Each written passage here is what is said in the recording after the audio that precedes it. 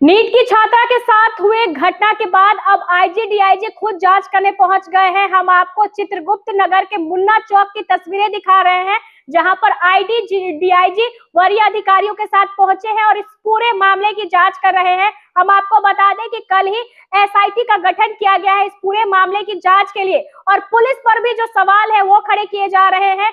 इस घटना के पीछे कई जो बड़े चेहरे हैं वो बेनकाब हो सकते हैं। पोस्टमार्टम रिपोर्ट सामने आ गई है जिसमें खुलासा हुआ है कि जो छात्रा थी, नीट की छात्रा थी, उसके साथ फिजिकल असॉल्ट हुआ था, जबकि घटना के 1 से 1.5 घंटे बाद ही सदर एसडीपीओ 1 अभिनव ने बयान दिया था और कहा था कि छात्रा के साथ किसी भी प्रकार की सेक्सुअल जो असॉल्ट है वो नहीं हुआ है, और उन्होंने कहा था कि छात्रा की मौत नींद की दवाइयों के ओवरडोज से हुई है। उन्होंने सरकारी पोस्टमार्टम का भी इंतजार नहीं किया था, जिसके बाद एसएसपी का भी बयान आया था और कार्तिकेय शर्मा ने अभिनव की बातों को कहा था कि छात्रा की जो जांच है वो करवाई गई है।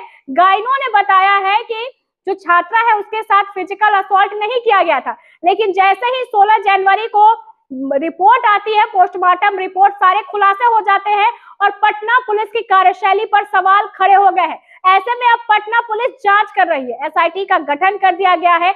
आईजी डीआईजी स्वयं शंभू गर्ल्स हॉस्टल पहुंच गए हैं, जहां पर जो जांच पड़ताल है वो की जा रही है। अब जांच में क्या सामने आता है वो देखना बेहद दिलचस्प होगा, लेकिन अब पुलिस की जो साख है वो धूमिल हो रही है। अब देखिए, आईजी डीआईजी स्वयं पहुंच गए हैं गर्ल्स हॉस्टल, तस्वीरें दिखा रहे हैं हम आपको।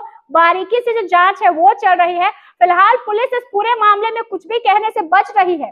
पोस्टमार्टम रिपोर्ट आने के बाद जो सेक्सुअल असॉल्ट है उसकी जो बात है वो सामने आ गई, और फिर परिजनों ने एक प्रेस कॉन्फ्रेंस किया और बताया कि उन्हें पटना पुलिस पर विश्वास नहीं है, सीबीआई से जांच कराई जानी चाहिए।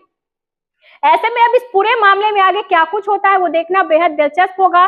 बहरहाल इस खबर में बस इतना ही। आगे की खबरों को जानने के लिए आप देखते रहे फर्स्ट बिहार झारखंड।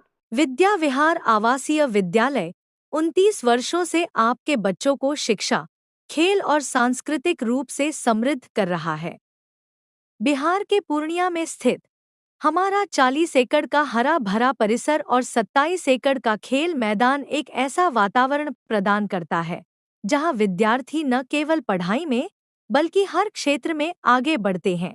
विद्या विहार आवासीय विद्यालय परोरा, पूर्णिया, बिहार।